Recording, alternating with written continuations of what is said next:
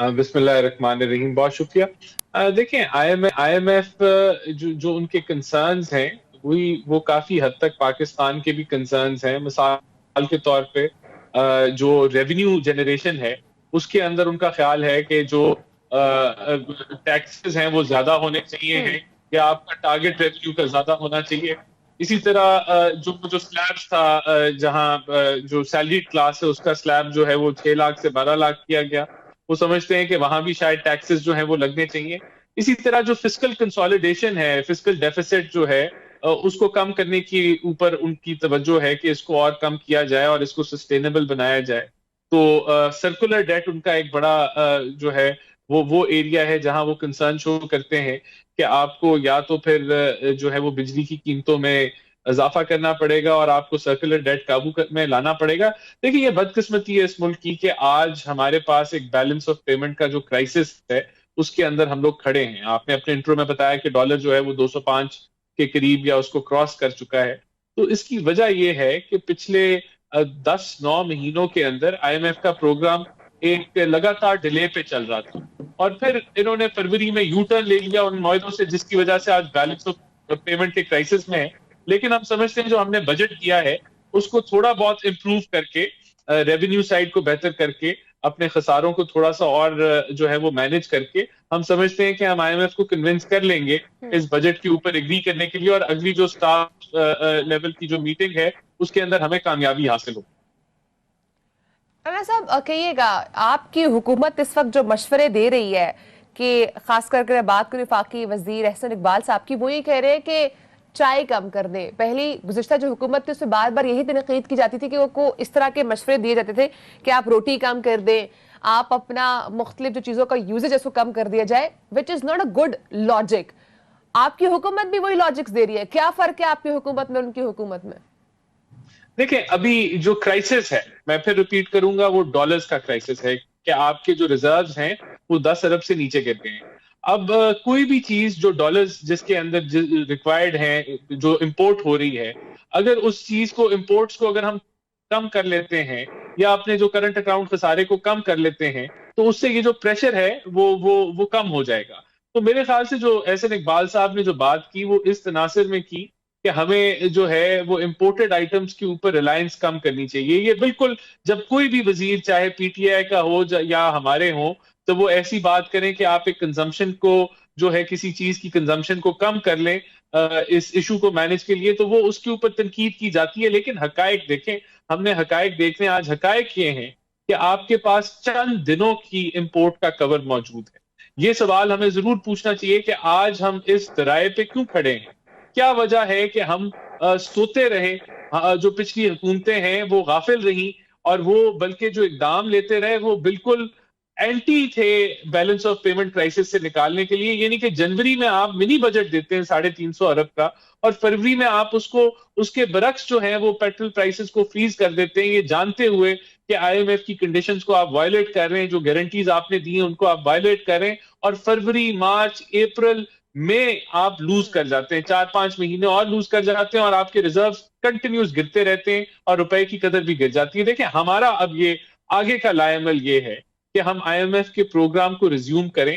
اگر ہمیں کوئی تھوڑی بہت سپیس بنانی ہے بجٹ کے اندر، کوئی امپروو کرنا ہے، وہ ہم ضرور کریں گے۔ ابھی بھی ہم سبسڈی دے رہے ہیں پیٹرول کے اوپر، وہ ہم افورڈ نہیں کر سکتے۔ آپ بڑا مشکل ہے کہ آپ قرضے لے کے وہ سبسڈی دیتے رہیں، تو اس کو ہمیں ختم کرنا ہوگا۔ اور جب ہم اس پروگرام میں آ جاتے ہیں تو ہم سمجھتے ہیں کہ ہمیں 7-8-9 ارب ڈالر کی جو ہے وہ پاکستان کی ریزروز میں وہ شامل ہو جائیں گے، اور ہم ایک استحکامت کی طرف اور اکانومی کو کنسولیڈیشن کی طرف جو ہے وہ ہم بڑھنا شروع ہو جائیں گے۔ دیکھیں، جو آئی جی ہیں وہ پنجاب پولیس کے سربراہ ہیں، اور جو چیف سیکرٹری ہیں وہ بیوروکریسی، پنجاب کی پوری بیوروکریسی کے سربراہ ہیں۔ اب یہ جو ڈیمانڈ کہ وہ بادشاہ سلامت کے سامنے آئیں اور معافی مانگے، یہ ان کی تذلیل سے زیادہ، اس سے زیادہ تذلیل نہ بیوروکریسی کی کر سکتے ہیں، نہ پولیس کی کر سکتے ہیں کہ آپ ان کو کمزور کریں۔ اسی طرح جو ان کی ڈیمانڈ ہے کہ آپ ہمارے سارے کیسز معاف کر دیں، یہ تو ساری ان کی اپنی ڈیمانڈز ہیں، میں کی ڈیمانڈز ہیں، سیلفش ڈیمانڈز ہیں۔ اس سے 12 کروڑ عوام کا کیا تعلق ہے؟ اس سے 12 کروڑ عوام کے بجٹ کو روکنا، اس میں روڈ اٹکانا، اس کو ڈیلے کرنا، پورے صوبے کو روک دینا، میں سمجھتا ہوں کہ وہ اپنے آپ کو ایکسپوز کر رہے ہیں کہ ان کی سیاست کتنی سیلفش ہے. دیکھیں ہم نے ان کو آفر کیا کہ اگر آپ کو آئی جی سے کوئی اختلاف ہے یا آپ کو چیف سیکرٹری سے کوئی اختلاف ہے تو پنجاب اسمبلی کے اندر کمیٹیز ہیں، پریولیج کمیٹیز ہیں، ہم ان کو آپ ان کو وہاں بلا لیں اور ان سے سوال جواب کریں. لیکن یہ اس طرح کہنا کہ وہ سب کے سامنے آئیں، پیش ہوں اور معافیاں مانگیں، یہ کون سی بادشاہت کے اندر وہ سمجھتے ہیں وہ موجود ہیں؟ یہ کس طرح کی سیاست وہ کر رہے ہیں؟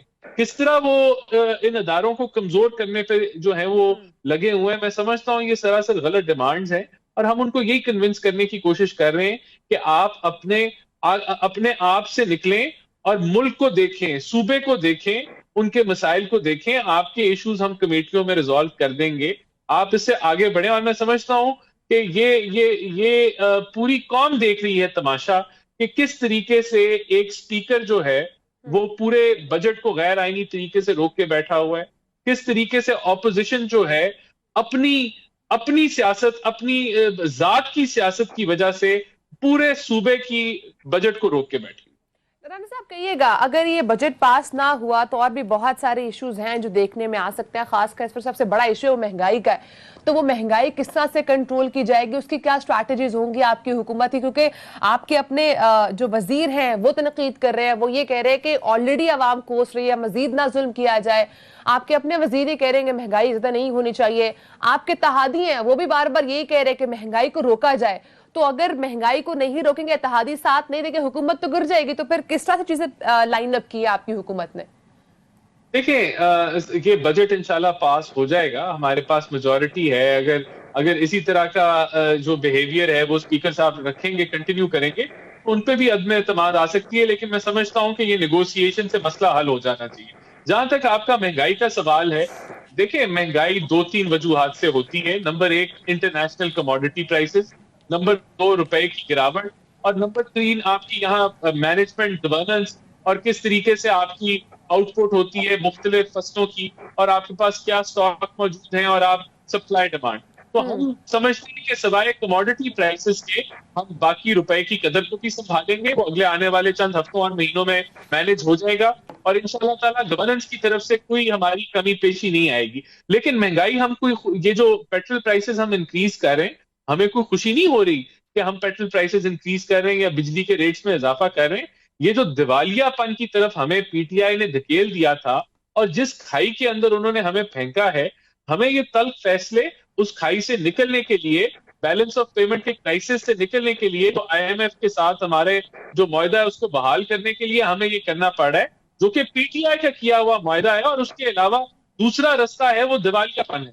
تو ہمیں یہ سخت فیصلے اپنی پولیٹیکل کاسٹ کے اوپر لینے پڑ رہے ہیں، اور ہم لے رہے ہیں کیونکہ ہمیں ملک کی جو سروائیول ہے، اس کی جو سسٹینیبلٹی ہے اکانومی کی، وہ ہمیں زیادہ عزیز ہے ہماری اپنی سیاست سے.